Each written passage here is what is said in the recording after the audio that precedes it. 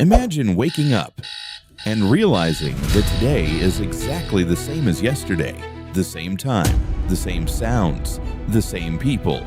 At first, it feels like deja vu, but then it happens again and again. Now imagine that this doesn't happen for 2 or 3 days, but for hundreds of days. At what point would you stop questioning reality? At what point would you stop remembering? This is the story of a man who lived the same day over 300 times, and what he discovered should not have been possible. His name was Daniel. There was nothing special about him. He lived alone in a small apartment in the city.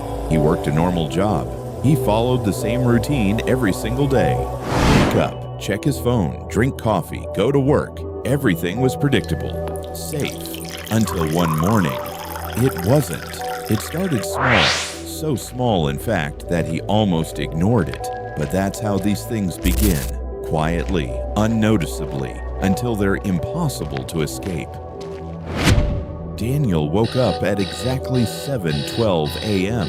His alarm rang with the same song it always did. He reached for his phone, half asleep, and saw a notification.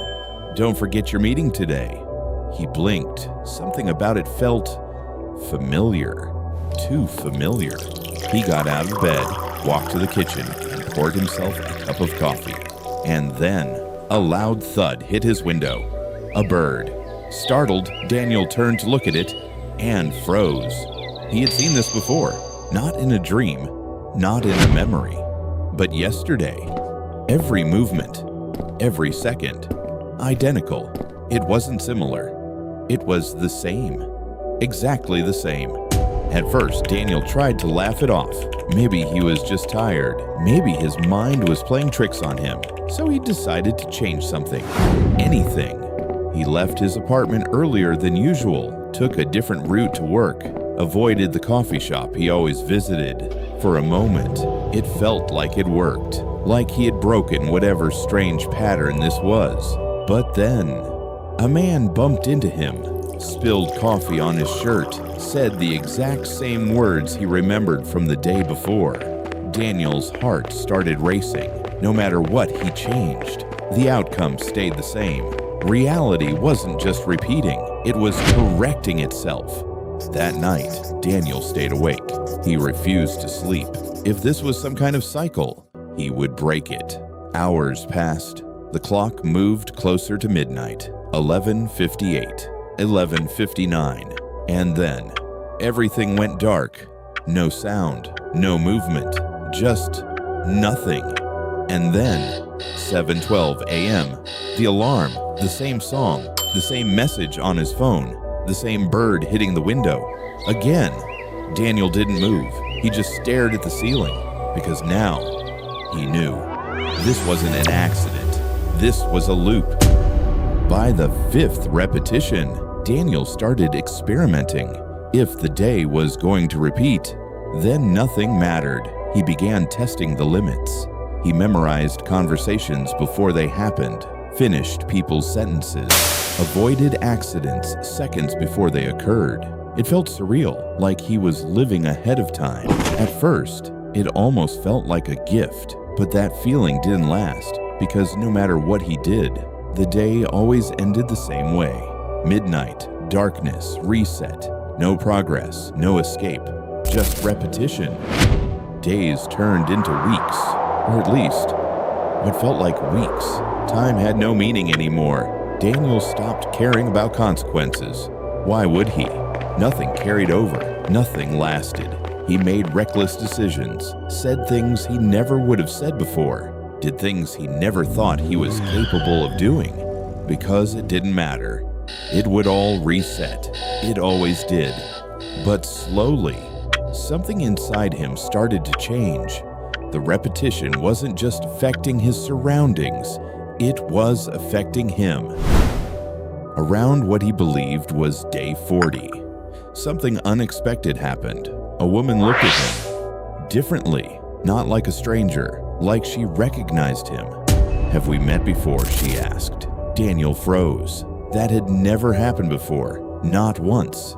The loop was supposed to be perfect, predictable, controlled, but this wasn't part of the pattern.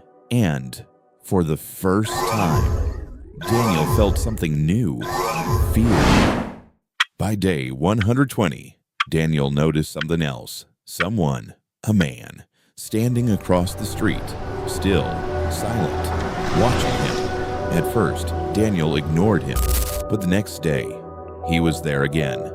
Same place, same position, same expression. And the next day, and the next.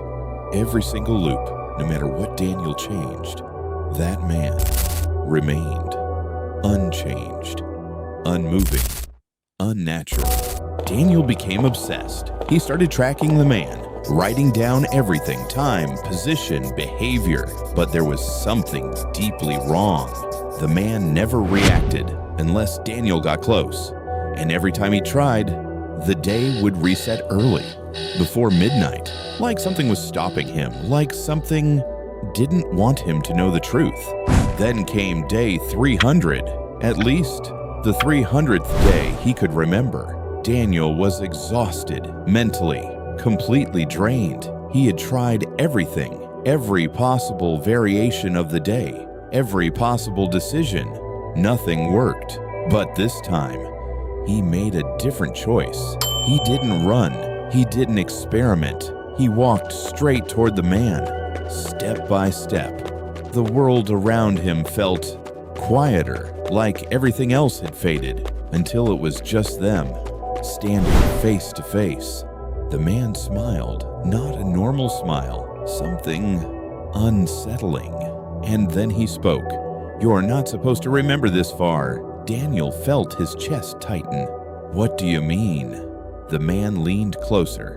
"This isn't your first 300. Daniel's mind went blank. Those words didn't make sense. They couldn't make sense. And yet, something inside him recognized them. Suddenly, memories flooded his mind. Not from this loop, from others.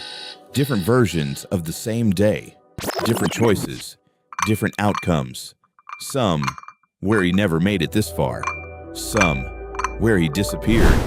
Some where the man was closer, watching, waiting. Daniel staggered back, trying to understand, trying to process. And then the realization hit him. This wasn't just a loop, it was a system, and he had been part of it for far longer than he could remember.